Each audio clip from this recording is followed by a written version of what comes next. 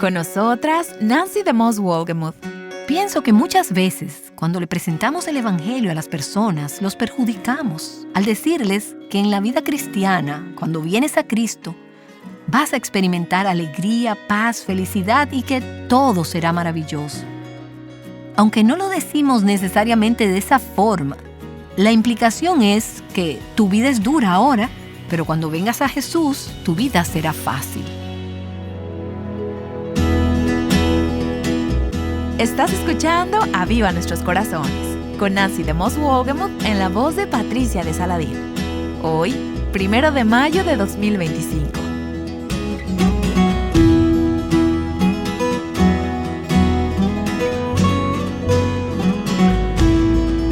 El día de hoy Nancy inicia una serie de 2 episodios titulada La batalla después de la batalla, basada en Ezequiel capítulo 47. Y ella comenzará desarrollando esta idea. A veces se les dice a las personas que cuando vengan a Cristo, instantáneamente serán liberados de todos sus problemas. ¿Es eso cierto? Con nosotras, Nancy DeMoss Wolgemuth. Las personas entonces algunas veces vienen a Cristo con algunas impresiones falsas o equivocadas. Y antes de que haya pasado mucho tiempo en su vida cristiana, ellos mismos se encuentran en medio de una batalla. Y creo que si no están preparados para la batalla, esto puede ser bastante desilusionante. La batalla tiene lugar en muchos frentes, pero hay una gran cantidad de ilustraciones de guerras en la Escritura. He hablado acerca de ser soldados. Ahora bien, confieso que como mujer, pienso que la batalla es el tipo de cosas que los hombres deben hacer. Mi instinto es querer estar detrás de la escena y en el hogar. Pero si eres una hija de Dios, la Escritura dice que estás en una batalla y habrá ocasiones en que te encontrarás en la línea frontal de esa batalla. Y necesitamos entender algo de lo que implica esa batalla. ¿Quién está involucrado? ¿Cuáles son las partes? ¿Y cómo funciona? No vamos a entrar en detalles sobre eso en esta sesión, pero quiero que veamos un pasaje del Antiguo Testamento que nos da una idea de algunos de los enemigos que enfrentamos y algunas de las maneras y los medios que Dios nos ha dado para combatir, para derrotar y superar esos enemigos. Te pido que vayas por favor en tu Biblia a Génesis capítulo 14. La primera parte de este pasaje no es tan familiar como la segunda parte. Pero creo que ambas partes tienen una fuerte conexión entre sí y cuando las unes, tienen mucho sentido. Este es un pasaje que me ha motivado grandemente en mi caminar con el Señor y realmente quisiera compartir algunas de mis experiencias personales en la manera en que estos pasajes me han fortalecido. Y a medida que vamos avanzando en el texto, notaremos que Abraham, que es el nombre de Abraham antes de que Dios cambiara su nombre a Abraham, ha sido elegido por Dios. Él ha sido sacado de su trasfondo idólatra y pagano y ha sido escogido por Dios para ser el padre de un nuevo pueblo, una nación apartada por Dios, la raza judía de donde vendría el Mesías.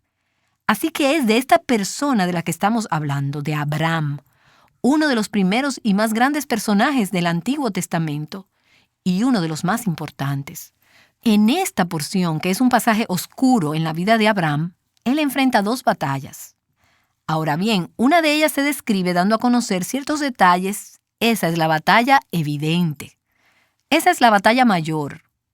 Capacitado por el poder de Dios, Abraham obtiene una victoria decisiva e impresionante en esta batalla. Pero esa batalla primera y muy evidente fue seguida, como veremos mañana, por otra batalla que he llamado la batalla después de la batalla. Esa segunda batalla fue más privada que pública, fue más sutil, pero creo que el resultado de la segunda batalla fue aún mucho más estratégico y crítico que la victoria de la primera. Así que empecemos con el versículo 1 de Génesis capítulo 14. Ahora no leeré todos estos versículos, pero los versículos del 1 al 12 nos dan los antecedentes sobre la batalla principal. La batalla que se peleó comenzando en el versículo 13. Entonces echemos un vistazo a los primeros 12 versículos. En el versículo 1 tenemos a 4 reyes del oriente, reyes de ciudades-estados o de ciudades-naciones, quienes se reunieron en una confederación.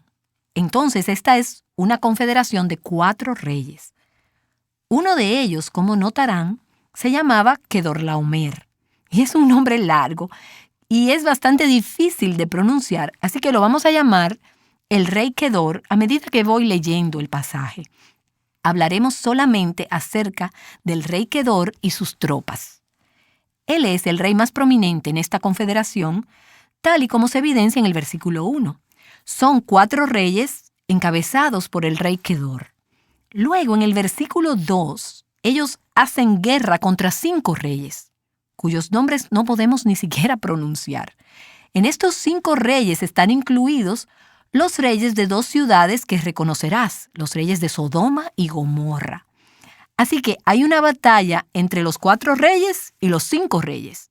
El rey Kedor sobre los 4 reyes y por el otro lado los reyes de Sodoma y Gomorra junto a otros 3 reyes. Estas 2 confederaciones se enfrentan cara a cara. El rey Kedor y sus aliados ganan la batalla y conquistan a los 5 reyes por un periodo de 12 años. Pero en el año 13, leemos esto en el versículo 4, los reyes de Sodoma y Gomorra y sus aliados se rebelan y deciden: hemos soportado esto por mucho tiempo. No continuaremos siendo vasallos del rey Kedor. Así que ellos se rebelaron. Pues bien, el rey Kedor no se va a resignar con esto, y él y sus aliados se preparan e inician una serie masiva de batallas. Arrasan por todo el oriente. Realmente lo que ves en los versículos 5, 6 y hasta el 9 es que ellos conquistan todo a su paso. Ellos fueron reyes victoriosos. Quiero decir, esto es una poderosa alianza militar que conquista todo a su paso. Y finalmente se dirigen a estas naciones confederadas que incluían a Sodoma y Gomorra y vencen a aquellas naciones también. Ellos salen victoriosos. Ahora bien, ¿por qué detallo todo esto? ¿Por qué la Escritura hace referencia a todos estos detalles? Porque cuando Abraham se involucra, veremos que la tarea que él enfrenta al tomar al rey Kedor y sus ejércitos es una tarea formidable. Es una tarea casi imposible. El rey Kedor y sus aliados habían conquistado toda la región. Es decir, nadie había sido capaz de oponer resistencia contra ellos. El rey Kedor y su grupo se apoderan del rey de Sodoma y del rey de Gomorra. Toman estas ciudades-estados como rehenes y toman a sus hombres como prisioneros de guerra. Luego ellos se marchan a celebrar y a hacer fiesta. Bajo su poder están todos estos prisioneros de guerra. Esto es lo que ocurre en los versículos del 1 al 12. En el versículo 11 dice: entonces tomaron, estos son los 4 reyes, el rey Kedor y su grupo, todos los bienes de Sodoma y Gomorra y todas sus provisiones y se fueron. Ahora el versículo 12 dice: y tomaron también a Lot. ¿Se te hace familiar este nombre? ¿Qué hace Lot en Sodoma? Bueno, como sabemos, por el versículo 12, Lot, quien era sobrino de Abraham, hijo de un hermano de Abraham, había hecho una elección pobre, una elección triste, una elección necia, basada en valores terrenales, en valores temporales. Al ir a una tierra que aparentemente lucía atractiva y placentera, él fue y estacionó su tienda, si se pudiera decir así, estacionó su tienda cerca de Sodoma y Gomorra.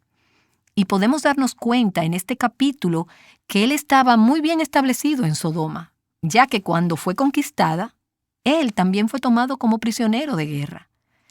Entonces en el versículo 12, y tomaron también a Lot, sobrino de Abraham, pues él habitaba en Sodoma. Para este tiempo él ya estaba viviendo en Sodoma con todas sus posesiones y partieron. El versículo 13 nos dice que alguien escapa y le informa a Abraham. Y uno de los que escaparon vino y se lo hizo saber a Abraham el hebreo. Esa es la primera vez en la Escritura donde se utiliza la palabra hebreo. ellos le informaron que Lot, su sobrino, había sido capturado. Y nos ayuda a entender en este contexto que para este tiempo Abraham estaba en sus 80. Pero vemos en Abraham a alguien que es un hombre de Dios. Él ha sido elegido por Dios. Él ha sido elegido por Dios para un propósito. Y él está muy consciente de su relación con Dios y del hecho de que él está en esta tierra por una razón.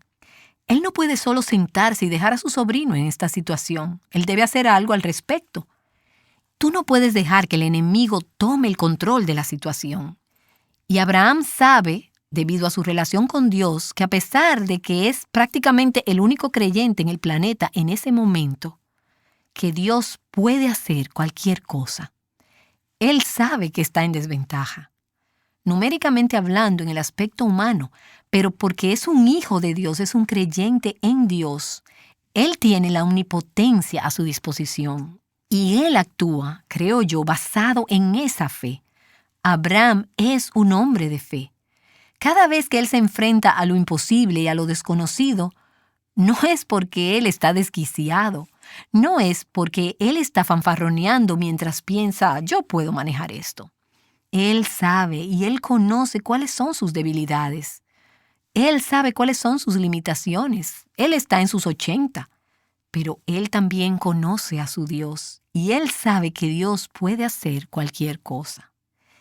Él no tiene ninguna garantía de que tendrá éxito. Él no conoce el final de la historia como nosotras la conocemos. Pero aún así, él actúa. Él tiene que intentar ese rescate. Es lo que debe hacer porque es lo correcto. Él no puede sentarse y dejar que el mal controle esta situación. Ahora bien, Sodoma y Gomorra eran lugares perversos. Pero allí se encuentra un pariente suyo, que ha sido atrapado en la línea de fuego, y él sabe que ese no era el lugar más espiritual para estar. Pero aún así, él ama a este joven y a su familia, y él decide actuar de una manera redentora. Así que él da un paso al frente y decide hacer lo que tenga que hacer para llevar a cabo este rescate. Y déjame decirte que mientras enfrentamos batallas espirituales, si miramos al enemigo, si ponemos nuestra mirada en las fuerzas y en los ejércitos que nos rodean en este mundo, nunca vamos a actuar. Diremos que es imposible porque verdaderamente es imposible. Pero si recordamos de quién somos, quién nos ha elegido, a quién le pertenecemos, quién nos ha dado su nombre y nos ha apartado para Él, si recordamos que pertenecemos a Dios, entonces podremos levantarnos y dar un paso de fe sin garantías de obtener éxito a corto plazo, pero sabiendo que al final de la carrera, mientras actuamos con fe, lo que estamos haciendo es uniéndonos a los brazos con la omnipotencia, porque Dios ganará la batalla. Y llegamos al versículo 14, y nos dice, al oír Abraham que su hermano había sido hecho cautivo, y aquí parece una frase interesante porque Lot no era hermano de Abraham, Lot era su sobrino. Pero esta pequeña frase muestra algo del corazón de Abraham. Lot fue quien mostró muy poco respeto hacia su tío, quien tomó decisiones temporales, decisiones materialistas, quien tenía distorsionado los valores y tenía una mente mundana y terrenal. Pero Abraham, el hombre de Dios y el hombre de fe, ve a su sobrino como su hermano. Él tiene un corazón para este hombre y está dispuesto a dar unos pasos extraordinarios en una batalla que puede perder, por lo que él sabe, con tal de rescatar a su hermano. Y aquí hay una compasión y una preocupación, a pesar de que este hombre era un hombre que se había aprovechado de él. Y al oír a Abraham que su hermano había sido hecho cautivo, movilizó a sus hombres adiestrados, nacidos en su casa, 318, y salió en su persecución hasta Dan. Esta es una historia extraordinaria si tú puedes ver el panorama. De nuevo, ten en mente que Abraham tiene 80 años o más. No es un jovencito. Tiene a Dios de su lado y eso es lo único que le da esperanza. Eso es lo que le da esperanza. Él inicia la persecución desde Hebrón, que es el lugar donde vive, hasta la zona de Dan, la cual está a 140 millas de distancia. Y él toma a estas tropas, a estos sirvientes nacidos en su casa y hombres que han venido a acompañarlo armados para la batalla. Y eso suena como una multitud, pero esto es nada en comparación con la Confederación de Reyes del Este. Así que aquí está este viejito de 80 años de edad con sus 318 criados, quienes van a enfrentar esta alianza militar masiva para poder rescatar a su hermano, a su sobrino Lot. Y dice en el versículo 15, él y sus servidores los atacaron de noche. Y después de derrotarlos, los persiguieron hasta Joba, al norte de Damasco. Estos son otras 100 millas más allá de Dan. Aquí es donde un mapa, por cierto, cuando estás haciendo un estudio bíblico, si tienes un mapa en la parte de atrás de tu Biblia, es bueno que lo uses. Y esto hace que la escritura cobre vida. No tienes que tener un título de seminario, porque yo no tengo uno, para usar estas herramientas. Si solo lees estas palabras en este pasaje y no tienes idea de dónde están ubicados estos lugares, tú pudieras pensar que estaban al doblar de la esquina, pero no es así. Estamos hablando acerca de un total de 240 millas en donde él persigue y ataca a esta poderosa maquinaria militar, el rey Kedor y sus aliados. Luego en el versículo 16 nos dice, recuperó toda la hacienda y a su hermano Lot con su hacienda, así como a las mujeres y a la gente. Así que aquí Abraham, numéricamente en desventaja y sin esperanza, él va en contra de esta fuerza y él gana. Quiero decir, estos son los 4 reyes del Oriente quienes se habían llevado todo a su paso. Habían conquistado Sodoma y Gomorra, haciéndose aún más poderosos. Y Abraham, sin duda, el más débil, gana. Es victorioso en esta importante batalla. Y la única explicación es Dios. Ahora bien, esta fue una batalla muy pública. Fue una batalla muy visible. Fue una batalla muy importante. Pero existe un relato en Génesis capítulo 14 que no está a menudo muy relacionado con la parte que acabamos de leer en la primera mitad de este capítulo. No obstante, a mi entender, estas dos partes están muy relacionadas entre sí. Lo que vamos a ver hoy en Génesis capítulo 14 es la batalla después de la batalla. La primera batalla es la más grande, la más evidente, la más visible. Es aquella donde Dios muestra una victoria clara y decisiva. Mientras pienso en esas grandes batallas que enfrentamos en diversas áreas de nuestra vida, puede ser que hayas regresado de una magnífica experiencia espiritual. Es una experiencia en la cima de la montaña, en donde has visto a Dios hacer grandes cosas. Has regresado de una gran experiencia espiritual o de un periodo de gran bendición. Y entonces vienes a atravesar esa temporada. Has sido alentada, estás emocionada, y entonces enfrentas la batalla después de la batalla. Yo diría que es la batalla después de la batalla la que es más sutil, es más peligrosa y crítica que la batalla que es más grande y evidente. Génesis capítulo 14, versículo 16 nos dice que después de esta gran batalla, que después de esta gran victoria, Abraham recobró todos sus bienes, también a su pariente Lot con sus posesiones y también a las mujeres y a la gente. Así que él había hecho guerra en contra de estos reyes del Oriente. Había liberado a Lot y a su familia, así como también a sus conciudadanos, habitantes de Sodoma y Gomorra, y habían regresado. Ahora es el reto. Ahora es cuando el verdadero reto comienza. Lo peligroso es que muy a menudo no estamos preparadas para la batalla después de la batalla. Cuando vamos a la gran batalla, estamos recargadas, la adrenalina está fluyendo, estamos dependiendo de Dios, estamos orando, tenemos a otras personas orando por nosotras. Pero olvidamos que después de la batalla, nosotras necesitamos permanecer ceñidas de fuerza espiritualmente. La batalla aún no ha terminado en realidad. Aun cuando hayamos alcanzado la victoria mayor, otra batalla estaba a punto de comenzar para Abraham. Y mientras trato de ponerme en los zapatos de Abraham y pensar en lo que tiene que haber sido para él regresar después de esta batalla, pienso que debió tener una mezcla de emociones en ese momento. Por un lado, le había tomado 240 millas de ida y 240 millas de vuelta. ¿Cómo se habría sentido físicamente? Quiero decir, puro agotamiento y cansancio. Ten mucho cuidado cuando estás físicamente cansada. Muchas de ustedes, madres, pueden recordar lo que fue tener esos niños pequeños, los bebés, los infantes, y esa temporada en la vida de una madre en donde siempre estás cansada. Es ahí precisamente donde debes ceñirte de fuerza, porque el agotamiento físico nos puede hacer cobardes en la batalla privada, en la batalla interna. Abraham debió estar agotado y gastado emocionalmente. Pero por el otro lado, debió haber experimentado una sensación de regocijo.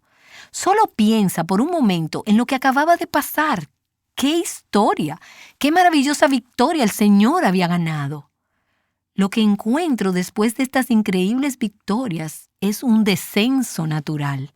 La adrenalina baja y ahora estás de vuelta a tu vida normal.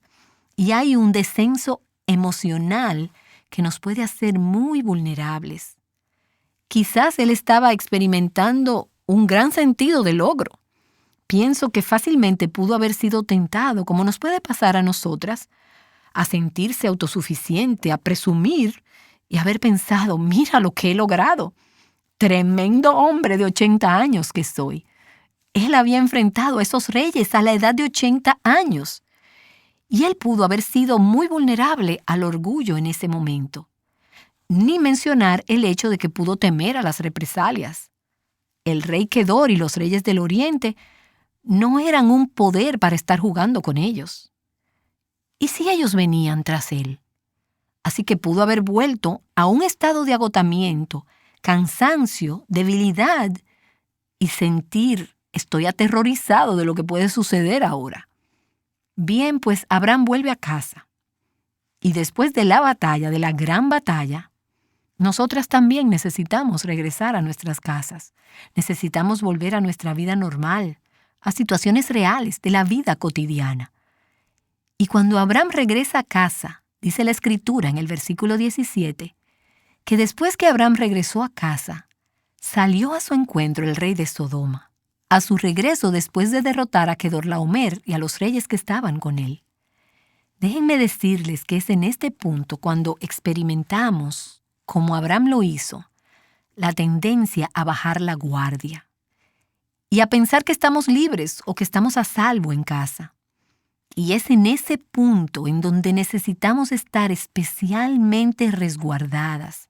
Necesitamos estar especialmente sensibles a nuestra necesidad de la protección de Dios, porque es ahí donde somos más vulnerables a perder la batalla. Recuerdo hace unos años cuando tuve el privilegio de ser parte de un gran mover del Espíritu de Dios, de un avivamiento. Todo vino de Dios, solo Dios pudo haberlo hecho. Y es por esa clase de cosas por las que había estado orando y yo anhelaba ver, y Dios finalmente lo hizo. Dios se movió de una forma extraordinaria en medio de un grupo de creyentes. Y fui privilegiada de haber formado parte de esa semana y de haber visto evidenciado el poder de Dios y su gloria. Sentí que estaba viviendo en la antesala del cielo durante una semana. Fue muy emocionante, me sentí pequeñita, fue una gran batalla y Dios obtuvo una gran victoria. Pues bien, regresé a casa después de esa semana y aterricé en South Bend, Indiana. Algunos amigos me fueron a buscar al aeropuerto para llevarme a casa y cuando aterricé ellos me dijeron... Yo sabía que unos amigos, muy buenos amigos, mutuos, se estaban quedando en mi casa. Así que esa no sería la sorpresa. Sin embargo, lo que sería una sorpresa para mí era que estos amigos que estaban en mi casa habían llevado a su perro con ellos también. Estaba feliz de que estas personas estuvieran en mi casa, pero no me puse contenta de oír que su perro también estuviera en mi hogar. Me puse furiosa, me volví loca. Te digo que no recuerdo haber visto una caída tan rápida de las puertas del cielo a lo que, bueno, déjame dejarlo a lo que realmente no fue una imagen muy bonita. Y te diré lo que pasó. No estaba preparada para la batalla después de la batalla. El perro no era el problema. El problema era mi orgullo. mi falta de preparación, el haber comenzado a pensar que yo era la gran pieza porque había sido parte de lo que Dios había hecho durante esa semana. Dios sabía que yo necesitaba tener la humildad para entender quién era yo en realidad separada de Él. Pero como no estaba esperando la batalla después de la batalla, no estaba preparada, fui atacada por sorpresa. No te sorprendas después de una gran victoria espiritual. Acabas de experimentar el mejor momento de intimidad con el Señor que has tenido en meses. Y 10 minutos después, estás en la autopista, tocándole bocina al conductor del carro que te queda enfrente con una rabia explosiva por el tráfico. ¿Y cómo es esto posible? O vas y enseñas en tu estudio bíblico y Dios obra de una forma maravillosa y las vidas son transformadas. Y luego regresas a tu casa y le estás gritando a tus hijos. ¿Cómo puede ocurrir esto? Esto sucede porque no te has preparado para la batalla después de la batalla. No te sorprendas. Nancy DeMoss Wolgemuth nos ha mostrado un panorama muy realista de lo que significa caminar con Dios, lo cual, en ocasiones, puede ser una batalla.